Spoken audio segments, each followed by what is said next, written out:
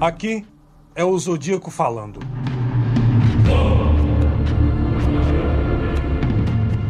Entre os anos de 1960 e 1970, um serial killer aterrorizou a Califórnia. O assassino do Zodíaco, como ficou conhecido, deixou um longo rastro de sangue e centenas de investigadores americanos totalmente confusos. Até hoje, o caso ainda está envolto em mistério, sem nenhum culpado ou alguma razão para os seus crimes hediondos. O Zodíaco é a encarnação do pesadelo de toda agência de aplicação da lei. Suas vítimas foram aparentemente escolhidas de forma aleatória. Ele usava uma arma diferente para cada crime. Além disso, enviou inúmeras cartas nas quais zombava da polícia e aterrorizava uma cidade inteira. O pior detalhe, porém, é que o Zodíaco nunca foi preso. A sua onda de crimes foi relativamente curta, mas seu nome e as dezenas de cartas, cartões postais e criptogramas provocantes que ele enviou capturaram a imaginação do público, inspirando livros, filmes, documentários, revistas em quadrinhos e até musicais.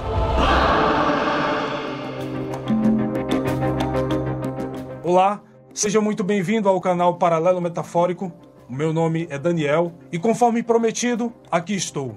Alcançamos os tão suados 100 mil inscritos. E eu só tenho a agradecer a cada um de vocês que se empenharam ao máximo em propagar o nosso canal na plataforma. Pois sabemos que se fôssemos depender exclusivamente da indicação do YouTube, canais do nicho terror e mistério jamais sairiam do lugar. E por isso contamos com o apoio de cada inscrito, cada divulgação, cada compartilhamento e cada curtida. Enfim, foram 3 longos anos de canal, 3 anos de trabalho árduo e dedicação. O Daniel de 2017 em nada se parece com o Daniel de 2020, muito menos o canal Paralelo Metafórico, que de uma terapia se tornou uma prazerosa rotina diária. E quem sabe, no futuro próximo, eu possa me dedicar 100% a ele. Perdoe-me se a qualidade de som e imagem não está à altura de que vocês realmente merecem, mas este ainda é um ambiente muito novo para mim e aos poucos eu vou pegando o jeito. E em breve também teremos um cenário que ajudará a compor a identidade visual do canal. Como vocês viram no início do vídeo, hoje vamos abordar o caso de um dos serial killers mais famosos de todos os tempos. E para contar este assunto tão complexo, cheio de incertezas e reviravoltas, eu convidei os canais que integram o nosso grupo de criadores do terror. Eles vão me ajudar a contar este caso para vocês. Marcos, do canal Insólito, Scarlett Marcondes, Dri Galvão, Júlio Chagas, Chamalzin, Leandro, do Curiosidades e Mistérios, e Flávio, do canal Espaço Obscuro. O que veremos hoje é apenas um resumo, pois um caso tão complexo não pode ser suprimido em poucos minutos, mas daremos a você um panorama geral dos acontecimentos que envolvem o assassino do Zodíaco. Sem mais delongas, vamos ao vídeo de hoje.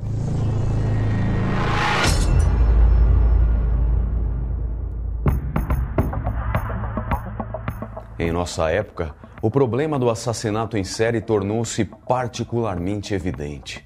Tanto por causa de um aumento significativo no número de assassinatos em série, quanto por causa do aumento da atenção dispensada pela mídia por esse tipo de crime. No entanto, o fenômeno não é novo, mesmo que o termo serial killer seja bastante recente. No imaginário coletivo, é difundida a ideia de que o assassino em série é um sujeito muito inteligente, uma espécie de gênio do mal que entra em competição intelectual com aqueles que tentam capturá-lo. Na realidade, a razão da dificuldade em capturá-lo deve-se à falta de correlação entre o autor do crime, a vítima e o motivo. Elementos fundamentais para a investigação. O modus operandi de um serial killer, aliás, está absolutamente alinhado ao de um predador. Ele geralmente ataca ao acaso e você se torna uma vítima porque naquele momento estava no lugar certo e na hora errada. O assassino em série mata, estupra e tortura porque sente prazer com isso, porque o ato em si o satisfaz e lhe oferece um sentimento de dominação e controle que provavelmente está faltando completamente em sua vida. A ideia assassina de um serial killer não pode ser inibida e precisa ser implementada custe o que custar, para garantir o seu próprio bem físico e emocional. A empolgação da caça, portanto, o leva à ação. A crônica policial é rica em histórias de psicopatas que matam desenfreadamente, desafiando abertamente as autoridades policiais com mensagens enigmáticas. Mas o caso do assassino do Zodíaco é exemplar à sua maneira, e ele pode ser definido como um dos mais misteriosos desde a época de Jack, o Estripador. Entre 1963 e 1974, o Zodíaco agiu sem ser perturbado na Califórnia, zombando da imprensa e de investigadores do FBI com cartas e mensagens enigmáticas.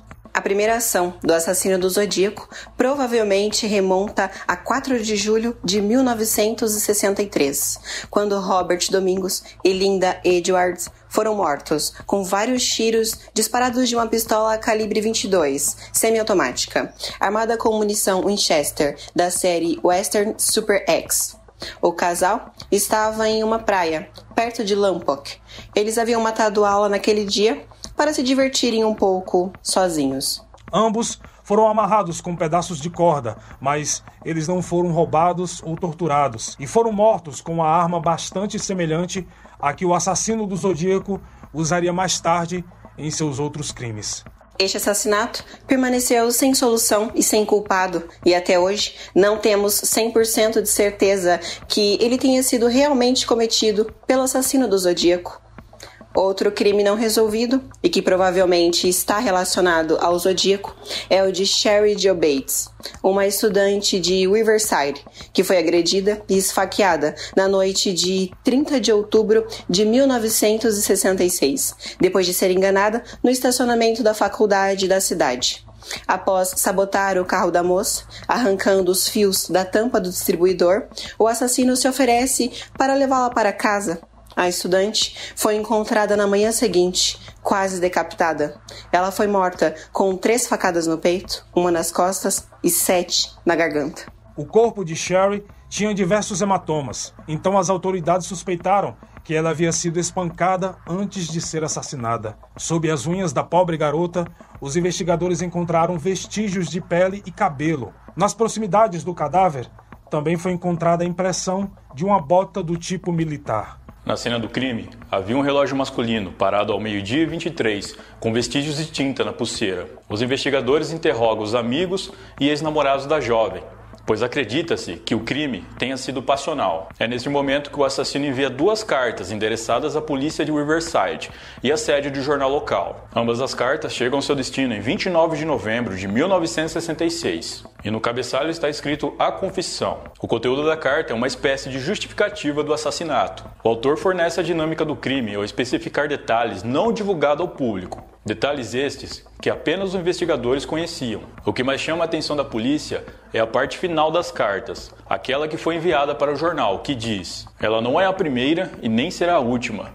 Passo noites sem dormir imaginando quem será a minha próxima vítima." Mas a polícia continua mantendo a teoria de crime passional como a chave para o mistério, considerando as cartas obras de um farsante. Em dezembro de 1966, uma inscrição foi encontrada esculpida na parte de baixo de uma mesa na biblioteca do Riverside City College, a escola frequentada por Sherry. A linguagem e a caligrafia da escrita era um poema delirante, intitulado "Doente de Viver, Não Quer Morrer", e assinada apenas com a letra Z, que mais tarde seria encontrada em muitas cartas escritas pelo assassino do Zodíaco.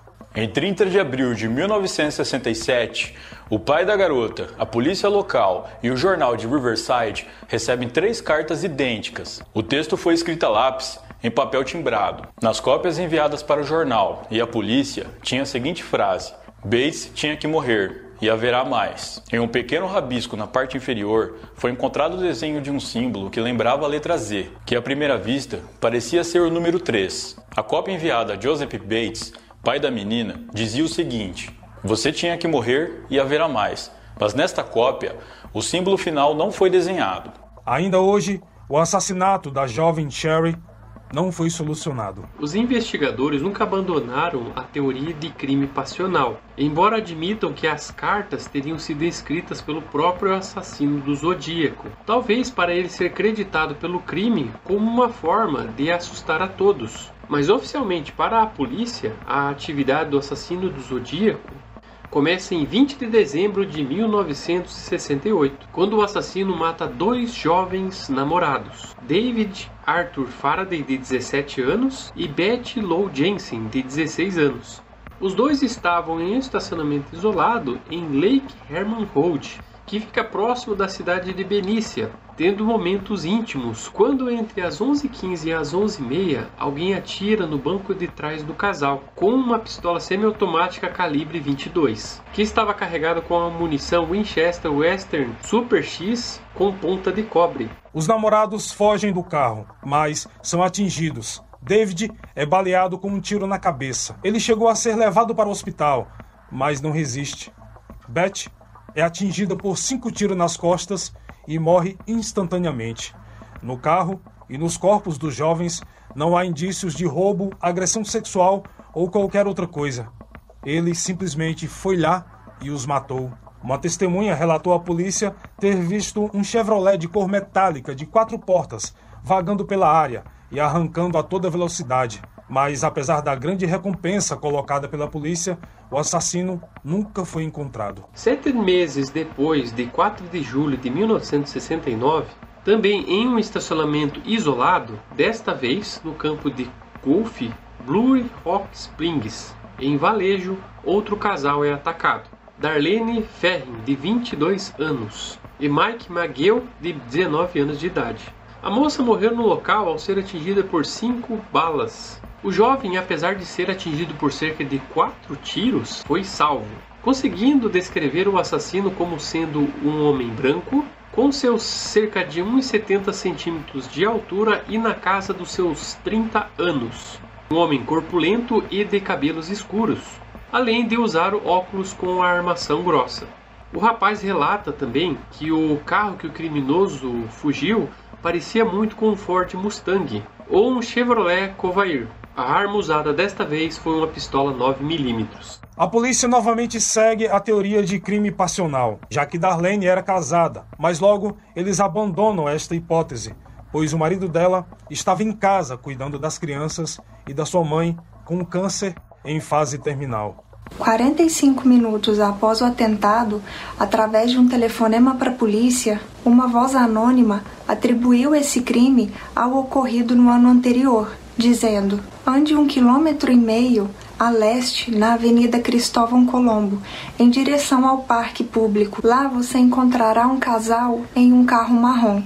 Eu atirei neles com uma Luger 9mm. Eu matei outro jovem casal no ano passado também. Em 31 de julho de 1969, o assassino voltou a se comunicar com 3 cartas enviadas aos editores dos jornais The Times Herald de Vallejo, The Examiner e o The Chronicle de São Francisco. Cada uma das 3 cartas, além de fornecer detalhes que apenas o autor do crime e a polícia poderia saber, elas também continham uma espécie de criptograma que, se resolvido, segundo o assassino, revelaria a sua identidade. Cada letra terminava com um símbolo, uma cruz ou um círculo, enquanto o criptograma terminava com um estranho código.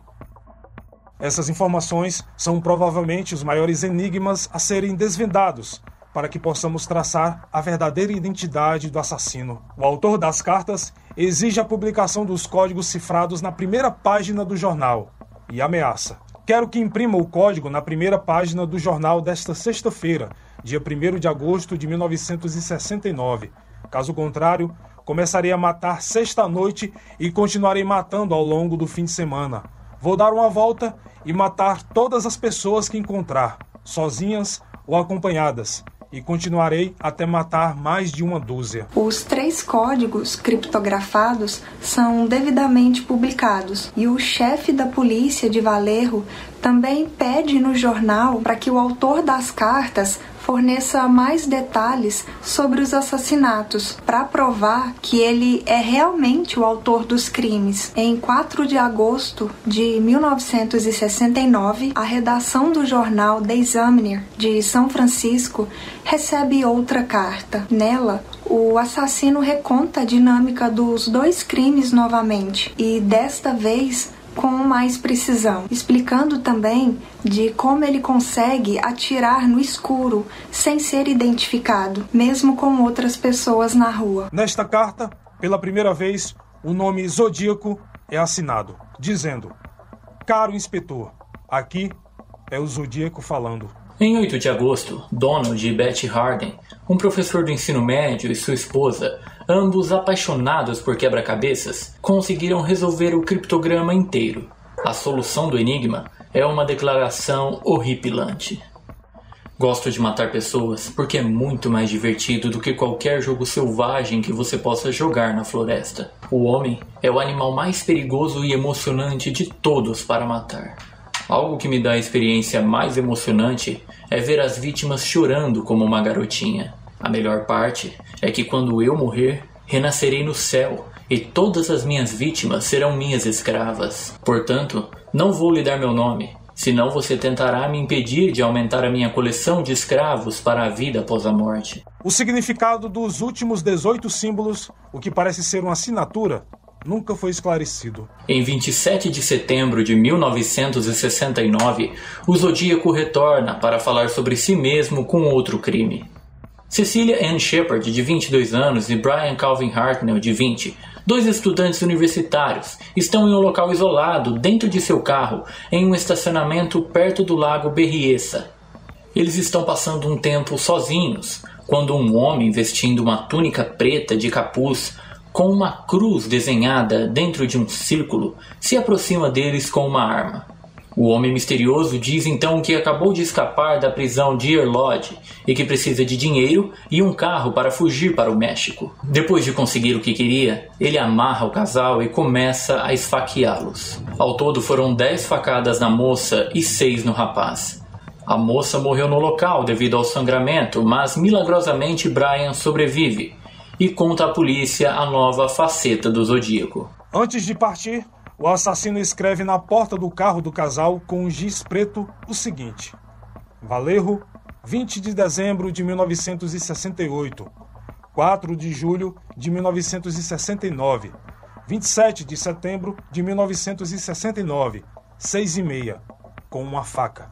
O casal é encontrado por um pescador que avisa imediatamente a polícia.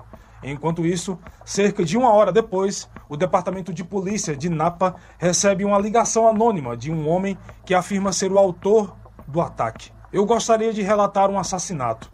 Não, um duplo assassinato. Os corpos estão a 3 quilômetros ao norte da sede do parque. Eles estão em um Volkswagen branco. Fui eu. A polícia rastreia a cabine telefônica de onde a ligação foi feita, pegando algumas impressões digitais no local. Menos de um mês depois, em 11 de outubro de 1969, o taxista Paul Stein é morto com um tiro na cabeça com a arma 9mm. O assassinato ocorreu por volta das 22 horas, na esquina da Avenida Washington com a Cherry Street, no bairro Presidio Heights, em São Francisco. Antes de fugir, o assassino corta um pedaço da camisa ensanguentada do motorista. 3 testemunhas dão uma descrição genérica do assassino.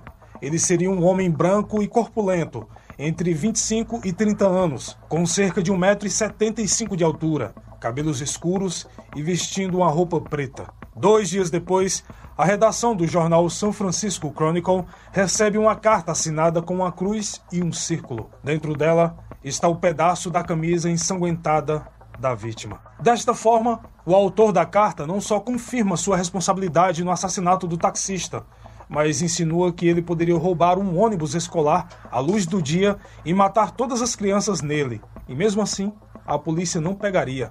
Mais 2 cartas são entregues, ambas enviadas para o jornal San Francisco Chronicle. Na primeira, datada de 8 de novembro de 1969, o assassino envia outro criptograma, que nunca foi decifrado. A segunda carta chega em 9 de novembro do mesmo ano e tem um conteúdo muito ameaçador. Aqui é o Zodíaco falando. Desde o final de outubro, matei 7 pessoas. Estou muito chateado com a polícia, que conta muitas mentiras sobre mim.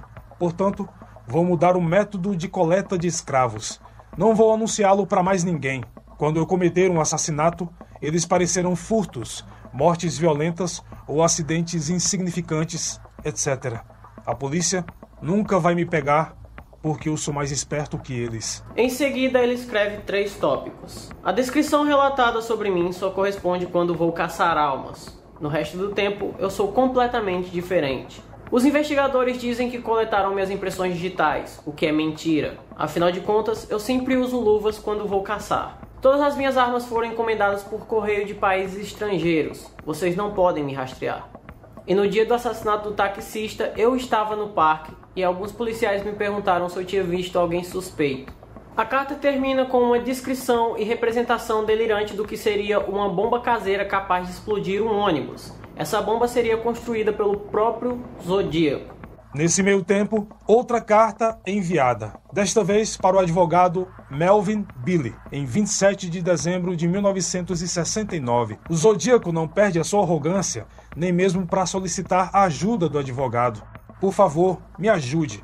Não vou manter o controle por muito tempo. 2 outros episódios também são associados ao Zodíaco, mesmo que eles não tenham acontecido de acordo com seu modus operandi. O sequestro de Kathleen Jones e sua filha em 22 de março de 1970, sequestro esse que aconteceu próximo a Patterson, e também o desaparecimento de Donna Ann Lass em 26 de março de 1970. Ela desapareceu em Salt Lake Tahoe, que fica em Nevada. O sequestro de Kathleen Jones aconteceu quando ela estava na beira da estrada com seu carro quebrado. Então um homem ofereceu ajuda a ela, disse que levaria ela até em casa. Ela aceitou essa ajuda e no meio do caminho ela começou a ser ameaçada. Esse homem disse que levaria o seu bebê. Como ele dirigia por estradas secundárias, estradas de terra, em um momento ele teve que desacelerar o carro por causa da má qualidade da estrada. Então, nesse momento, a Kathleen pulou de dentro do carro com o seu bebê e conseguiu correr até uma rodovia. Lá, ela pediu ajuda a caminhoneiros. Depois disso, ela conseguiu chegar à delegacia de Patterson e lá ela viu o retrato falado do tal Zodíaco e ela confirmou que este era o homem que tinha tentado sequestrar ela. Em 24 de julho de 1970, a redação do jornal San Francisco Chronicle recebe uma carta na qual o Zodíaco diz ter tentado sequestrar a mulher. Ao contrário das outras cartas, esta não parece ter sido escrita realmente por ele, razão pela qual é considerada uma fraude, uma brincadeira inventada por alguém para tentar ludibriar a polícia. Mas as autoridades acreditam que o desaparecimento de Donna Ann Lass em setembro de 1970 realmente seja obra do Zodíaco. A suposta conexão com o serial killer teria sido confirmada através de um cartão postal que foi enviado para o San Francisco Chronicle no dia 22 de março de 1971, que, no entanto, não contém nenhuma evidência. Mesmo assim, o corpo de Donna Lass jamais foi encontrado. Depois disso, parece que finalmente o Zodíaco deu uma pausa em seus crimes. Mas apesar do fim dos assassinatos, o Zodíaco continua sua correspondência com a polícia e a imprensa. Entre abril de 1970 e março de 1971, o misterioso assassino do Zodíaco enviou pelo menos 9 cartas. Entre as mais interessantes está uma datada de 20 de abril de 1970, em que ele escreve: "Meu nome é", seguido por uma sequência de 13 símbolos. Sob o diagrama de uma bomba, o assassino assina com um símbolo usual, a cruz em um círculo, e uma frase. Este código nada mais é do que uma pontuação de um jogo mental que o assassino pensa que está jogando com o Departamento de Polícia de São Francisco. Ou seja, Zodíaco 10, Departamento de Polícia 0. Outra carta chama a atenção pelos apontamentos enigmáticos ligados ao anúncio da presença de uma bomba, datada de 26 de junho de 1970, que foi enviada para o San Francisco Chronicle. Em um mapa da Baía de São Francisco, o Zodíaco traça uma variante da sua assinatura, sempre uma cruz em um círculo, mas dessa vez como se fosse uma mira apontada para o Monte Diablo, que é uma montanha situada no condado de Contra Costa, na Califórnia, com os números no topo e ao lado as seguintes palavras: LO0 deve estar voltando para o norte magnético. Anexado ao mapa, uma nota diz: Usados em conjunto com este código, o mapa dirá onde coloquei a bomba. Você tem até o outono para encontrá-la. Um mês depois, em 26 de julho, o Zodíaco fornece à polícia uma pista para decifrar a carta de 26 de junho. O código do Monte Diablo é sobre os radianos. Polegadas ao longo dos radianos. Antes da palavra polegada, aparecem algumas marcas estranhas e indecifráveis. As duas letras acendem a imaginação de muitos entusiastas de quebra-cabeças que tentam a todo custo decifrá-la. Mas todos os esforços são em vão. O Zodíaco continua a se comunicar com as autoridades por meio de cartas ameaçadoras e cartões comemorativos macabros enviados à polícia. A última carta que se acredita ter sido escrita por ele é datada de 29 de janeiro de 1974. Nela, após elogiar o filme O Exorcista, considerada por ele como a melhor comédia satírica dos últimos tempos, o autor conclui com um símbolo diferente do habitual. Esse símbolo era o da cruz e o círculo, que nunca foi desvendado por especialistas. Nessa carta também é feita uma pontuação do seu jogo macabro. I igual a 37, SFPD igual a 0, ou seja, Zodíaco 37, Polícia 0. Após essa carta, outras são enviadas aos jornais, mas todas elas foram consideradas como obras de farsantes. Todo esse jogo perturbador gerou inúmeros suspeitos. Alguns investigadores, ao longo dos anos, apontaram para dois potenciais, Arthur Leigh Allen e Rick Marshall. Arthur Leigh Allen chama a atenção da polícia desde 1966, após o assassinato de Cherry Joe Bates. Existem muitas coincidências que o tornam um suspeito em potencial, como por exemplo, no dia seguinte ao assassinato de Cherry, estranhamente ele não foi trabalhar. Ele possuía uma máquina de escrever da marca Royal, e as duas cartas que reivindicaram o assassinato do Zodíaco são escritas com uma Royal. Arthur possui um relógio da marca Zodiac, cujo logotipo é um círculo com uma cruz. O tamanho do calçado dele também corresponde às impressões encontradas na cena do crime. Em 1991, foram apreendidas armas e munições com Arthur. Elas eram semelhantes às usadas em alguns assassinatos. Uma faca e balas Winchester Western Super X. Ainda em 1991, foram encontrados em sua casa projetos para a construção de uma bomba e um catálogo de explosivos que podem ser adquiridos pela internet. Arthur Leigh Allen contratou o advogado Melvin Belli para defendê-lo, o mesmo advogado que teria recebido uma carta do Zodíaco. Em outra carta datada de 1969, o Zodíaco havia escrito a frase "busy work", uma forma que os professores do ensino médio da época se referiam a um método para manter as crianças ocupadas e em silêncio. Arthur era professor de uma escola primária. Além dessas coincidências perturbadoras, há também os depoimentos de alguns amigos do homem. Um deles, Don Chaney, disse à polícia que Arthur Lee confidenciou que gostaria de matar casais aleatoriamente e, em seguida, desafiar a polícia enviando cartas detalhando os crimes e assinando-as com o símbolo do seu relógio. Outro amigo de Arthur, chamado Philip, relatou à polícia que o homem sempre falava em caçar outros seres humanos, pois eles seriam mais difíceis de matar do que os animais. A mesma mensagem estava contida no criptograma que o Zodíaco enviou aos editores de 3 jornais. Philip também costumava emprestar seu carro para Arthur, um Corvair, e o mesmo carro é referido por Mike, que sobreviveu à ação do assassino em 4 de julho de 1969. Mas as coincidências ainda são muitas. No entanto, apesar de 3 buscas domiciliares, que foram feitas no dia 14 de setembro de 1972, 14 de fevereiro de 1991 e 28 de agosto de 1992, 2 dias após a morte de Arthur, a enorme quantidade de pistas e uma condenação por crimes sexuais, o Departamento de Polícia de Valejo não indiciou Arthur Leigh Allen, pois nenhuma prova concreta no seu envolvimento nos crimes foi encontrada. Em outubro de 2002, o DNA do professor foi comparado ao obtido em cartas e material biológico encontrados nos locais dos crimes, mas os resultados foram negativos. Pistas e estranhas coincidências levaram a polícia até Rick Marshall. Também, neste caso, existem inúmeras suspeitas. Uma dessas suspeitas é que a semelhança física de Rick era bastante parecida com os relatos e o retrato falado do Zodíaco. Uma segunda suspeita é que ele morava na região de Riverside, na época do assassinato de Cheri Jo Bates.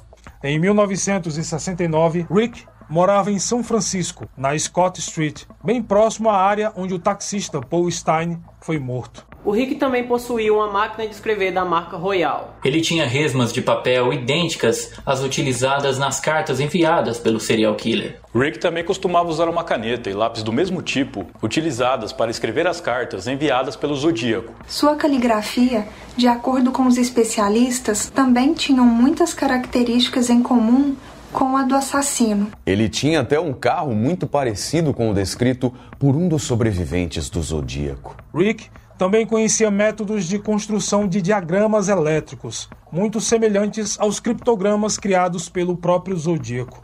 Ele sabia costurar, e no assassinato de Cecilia Ann Shepard e Brian Calvin Hartnell, o Zodíaco usava um capuz feito à mão. O homem trabalhava em uma rádio chamada KITM. Essas 4 letras lembram os símbolos incluídos no final da última carta enviada pelo serial killer. No entanto, nenhuma evidência foi encontrada a ponto de levar Rick Marshall a julgamento.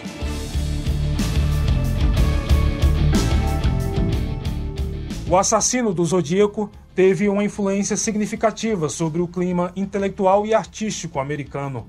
Não apenas a literatura, o cinema e a televisão se inspiraram em sua história, mas também uma nova ciência chamada zodiologia. Ela tornou-se parte da pesquisa científica não acadêmica em todos os estados americanos. O desafio do assassino do Zodíaco à polícia e o fato dele nunca ter sido capturado aumentaram sua fama, permitindo que viciados em mitos e lendas urbanas entrassem no caso com cartas ou declarações falsas. Os mais recentes desses casos, em ordem cronológica, são de Danny Kaufman e Deborah Pérez, que em 2008 e 2009, respectivamente, alegaram serem filhos do serial killer. Dennis Kaufman tentou provar que seu padrasto, Jack Terrence, seria o assassino. Para isso, mostrou alguns objetos: uma faca ainda manchada de sangue e um terno preto feito de um saco com o símbolo do Zodíaco. A polícia decidiu realizar testes de DNA, mas descobriu que o corpo do pseudo-assassino havia sido cremado. Mais tarde, descobriram também que o sangue na faca era de origem animal, de uma galinha. Deborah Pérez também afirmou que seu pai, Guy Ward Hendrickson, que morreu em 1983, aos 68 anos, era de fato o assassino do Zodíaco. E ela afirmou isso usando apenas um par de óculos como prova. Ao mesmo tempo, ela afirmou não só que era a autora involuntária de algumas cartas falsas, mas que seu pai a levou consigo em pelo menos 2 assassinatos. Após as declarações de Pérez, a polícia descobriu que a mulher já havia confessado em outras ocasiões que era filha legítima de John Kennedy e certa vez alegou ser a neta de Jack, o Estripador. Em 2004, o caso do Zodíaco foi arquivado como inconclusivo pelo Departamento de Polícia de São Francisco.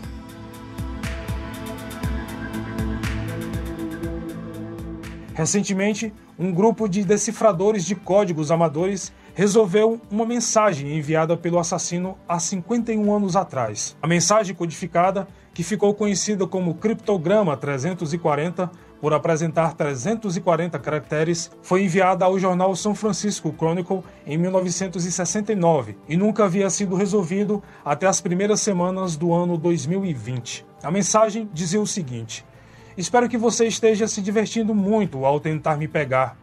Não fui eu no programa de TV, o que traz um ponto sobre mim. Não estou com medo da câmara de gás, porque ela vai me mandar para o paraíso mais cedo, porque agora tenho escravos suficientes para trabalhar para mim.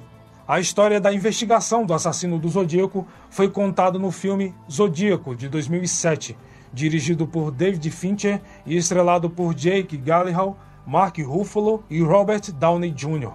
A trama mostra inclusive as tentativas frustradas da polícia de tentar quebrar os códigos criados pelo assassino. Segundo os especialistas, o filme retrata apenas 37% da realidade do caso.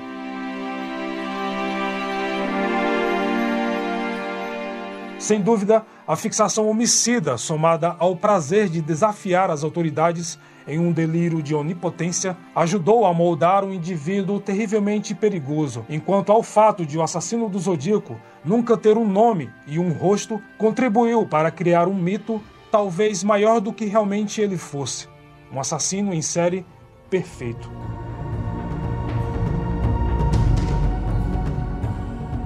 Bom, este foi o vídeo de hoje. Espero imensamente que tenham gostado e muito obrigado por ter assistido até aqui.